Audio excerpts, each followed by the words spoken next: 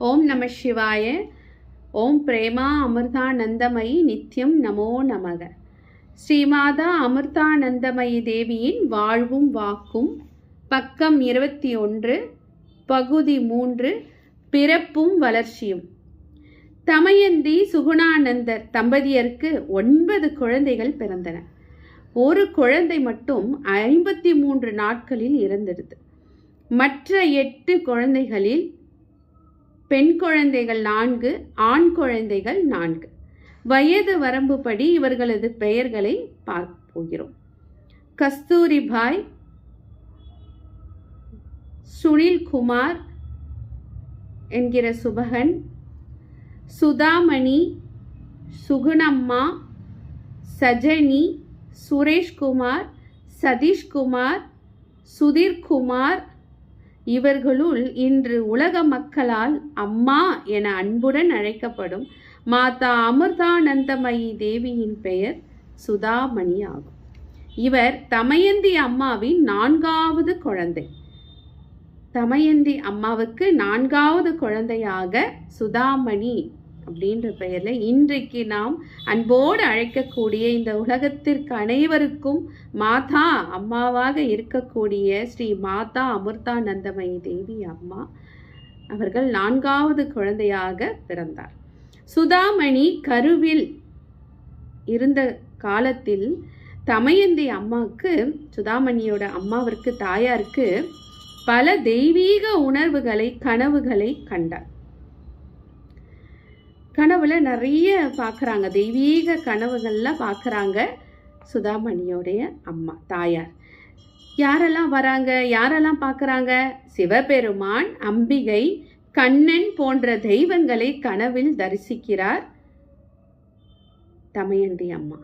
ஒரு நாள் கனவில் தன்னிடம் ஒருவர் தங்கத்தால் ஆன கிருஷ்ண விக்கிரகத்தை தருவதாக கனவு காண்கிறார் தமயந்தி அம்மா. ஏறக்குறைய இதே சமயத்தில் சுகுணானந்தருக்கு கனவில் தேவியின் தரிசனம் கிடைத்தது. கண்ணனை வழிபடும் தனக்கு தேவியின் கனவு வந்ததை பற்றி அவர் தமயந்தி அம்மாளிடம் கூறினார். தமயந்தி அம்மாளும் சமீப நாட்களில்தான் பெற்று வந்த தெய்வீக கனவுகளை பற்றி கணவரிடம் கூறுகிறார். இப்படி மனைவியும் கணவரும் அவரவர்கள் கனவில் வந்த தெய்வத்தை பற்றியும், அவர்கள் உணர்த்தியதை பற்றியும், அவர்களுடைய தரிசனங்களை பற்றியும் ஒருத்தரிடம் ஒருவர் கனவுகளை பற்றி சொல்லிக்கிறாங்க. இந்நாட்களில் சுகுணானந்தர் இடமண்ணேல் என்னும் இல்லத்தில் வசிக்கவில்லை. கடற்கரை ஒட்டியிருந்த ஒரு குடிசையில் வாழ்ந்து வந்தார். இது அவரது தொழிலுக்கு வசதியா அமைஞ்சது. அதனால அவர் அங்கேயே இடமண்ணேல் அப்படின்ற இடத்துல அவர் தங்கிக்கிட்டு வராரு. ஒரு நாள் இரவுல தமயந்தி அம்மாள் தனக்கு குழந்தையாக கண்ணனே பிறந்தது அப்படின்ற தனது மார்பில் பால் வருவதாக கனவு கண்டார். மறுநாள் கடற்கரைக்கு சென்று வழக்கமான வேலைகளை செய்து கொண்டிருந்தார். அப்போது திடீரென அவருக்கு பிரசவம் ஆகப்போவது போன்ற உணர்வு ஏற்பட்டது. எனவே செய்து கொண்டிருந்த வேலையை நிறுத்திவிட்டு எழுந்தார். இடமண்ணேல் இல்லத்திற்கு போய்விட வேண்டும் என்கிற ஓர் உந்துதல் உள்ளத்தில் உதித்தது. காயல் நீரை கடந்து 5 நிமிடத்தில் அங்கு போய்விடலாம். தனியாகவே தமயந்தி அம்மாள் காயை கடந்து இடமண்ணேல் இல்லத்தை அடைந்தார். அங்கிருந்த சிறு குடிசைக்குள் சென்ற அவர் தேவையான சில சாமான்களை சேகரிக்க ஆரம்பித்தார். அப்போது ஒரு நொடியில் தனக்கு குழந்தை பிறந்து விடும் என்று உணர்ந்த அவர் தரையில் பாயை விரித்து படுத்தார். உடனே குழந்தை பிறந்து விட்டது. அது பெண் குழந்தை. குழந்தை அழவில்லை. இதனால் அது உயிருடன் இருக்கிறதா என்ற கவலை தாய்க்கு உண்டாயிற்று. பரபரப்புடன் குழந்தையை கூர்ந்து நோக்கிய அவர் அதன் குறுமுகத்தில் தவழ்ந்த மென்முறுவலை கண்டு வியந்தார். அன்று அக்குழந்தை அவரை பார்த்த பார்வையை அவரால் இன்றும் மறக்க முடியவில்லை. இச்சமயத்தில் பக்கத்து வீட்டு பெண்மணி தெய்வாதீனமாக அங்கு வந்தார். தமயந்தி அம்மாவின் நிலையை புரிந்து கொண்டு மருத்துவரை அழைத்து வர விரைந்தார். அன்று 27/9 1953 ஞாயிற்றுக்கிழமை காலை 9 மணிக்கு கார்த்திகை நட்சத்திரத்தில் அம்மா அவதரித்தார். இது தெய்வீக குழந்தை என்பது அன்று யாருக்கும் தெரியும்? குழந்தை கருநீல நிறமாக இருந்தது. கைவிரல்கள் சின்முத்திரை வடிவில் இருந்தது. கால்கள் பத்மாசன நிலையில் இருந்தன. இவற்றை கண்ட அப்பெண்மணியும் தமயந்தி அம்மாவும் கவலையில் ஆழ்ந்தனர். குழந்தையின் அசாதாரண நிலையை கண்டு பதறினர். சற்று நேரம் கழித்து குழந்தை அழுததும் ஓரளவுக்கு ஆறுதல் பெற்றனர். கை கால்களில் எலும்பு கோளாறு இருக்குமோ என்ற கவலையும் மருத்துவர் பரிசோதனை செய்த பின் நீங்கியது. மேனியின் நிறம் பற்றிய கவலை உடனடியாக மாறவில்லை. மருத்துவர் 6 மாதம் குழந்தையை நீராட்ட வேண்டாம் என்று கூறினார். 6 மாதங்களுக்கு பிறகும் நிறம் மாறாமல் இருக்கவே பின்னர் குழந்தையை நீராட்ட ஆரம்பித்தனர். நாளடைவில் இந்நிறம் கருப்பாக மாறியது. பின்னாளில் கிருஷ்ணனின் தரிசனத்திற்காக தவம் புரிந்த போது சுதாமணியின் மேனி கருநீலமாக நிறமானது. காலையில் உதிக்கும் கதிரவன் உலக இருளை நீக்குகிறது. மக்களது அறியாமை இருளை நீக்க ஞாயிற்றுக்கிழமை காலையில் அவதரித்த அம்மாவுக்கு சுதாமணி அப்படின்னு பெயரிட்டு வளர்த்து வந்தனர். எவ்வளவு பொருத்தமாக பெயர் சூட்டி இருக்கிறார்கள் நம்ம அம்மாவுக்கு. சுதா என்றால் அமிர்தம் அப்படின்னு அர்த்தம்.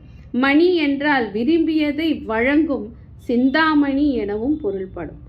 உலக வாழ்வின் துயரங்களால் வாடும் மக்களது வாட்டம் நீக்கும் அமிர்த மழையாக அவர்களது விருப்பத்தை வழங்கும் சிந்தாமணியாக இன்று மாதா அமிர்தானந்தமயி தேவி திகழ்கிறார்.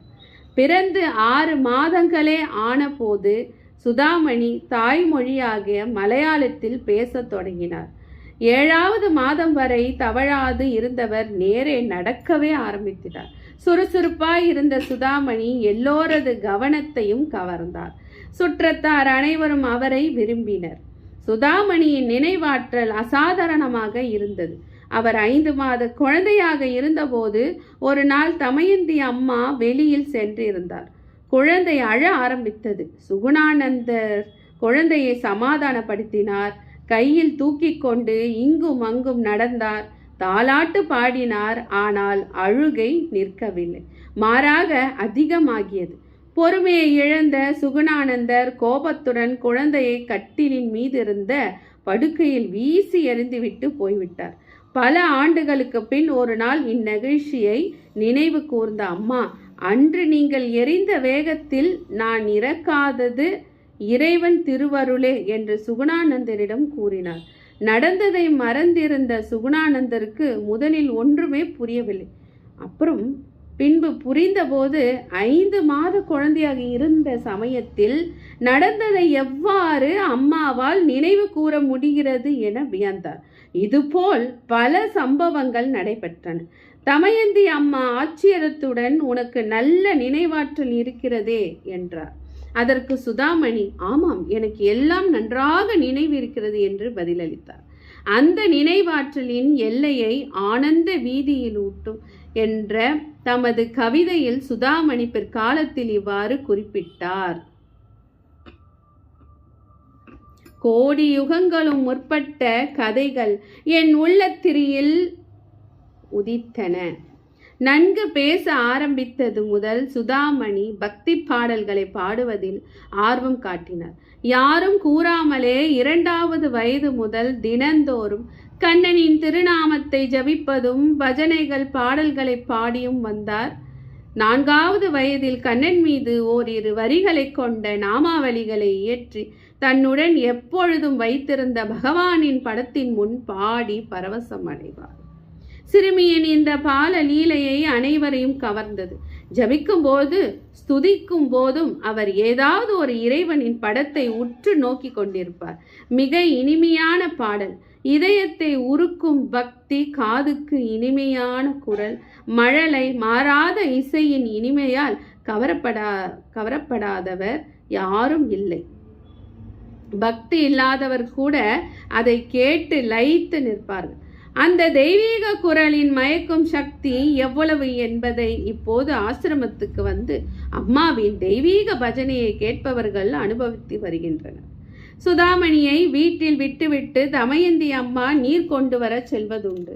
சுதாமணி அவரை பின்தொடர்வார். அவர் வருவதை பார்த்து விட்டால் தமயந்தி அம்மா வரவேண்டாம் என்று சொல்வார். அப்போது சுதாமணி அழுது அடம் பிடிப்பார். அங்கிருந்து திரும்பி போக மாட்டார். எனவே சில நாட்களில் மகளை அறையில் பூட்டி வைத்துவிட்டு தமயந்தி அம்மா வெளியே செல்வர். அல்லது நீ வெளியே வந்தால் பூதம் பிடித்து கொண்டு போய்விடும் என்று பயமுறுத்துவார். அக்கிராமத்தில் பிள்ளைகளை இம்மாதிரி பயமுறுத்துவதில் ஆபீஸ் அம்மா கை தேர்ந்தவர். இந்த பெண்மணி அலுவலகம் ஒன்றில் வேலை பார்த்து வந்தார். அதனால் அவரை கிராமத்தினர் ஆபீஸ் அம்மா என அழைத்தனர். இப்பெண் தன்னை ஒரு பெரிய கோணிப்பையால் மறைத்து கொண்டு குழந்தைகள் இருவரும் இடத்திற்கு அருகில் உள்ள ஜன்னல் பக்கம் நின்று பயங்கரமாக கூவியும் கைகளை அசைத்தும் பயமுறுத்துவார்.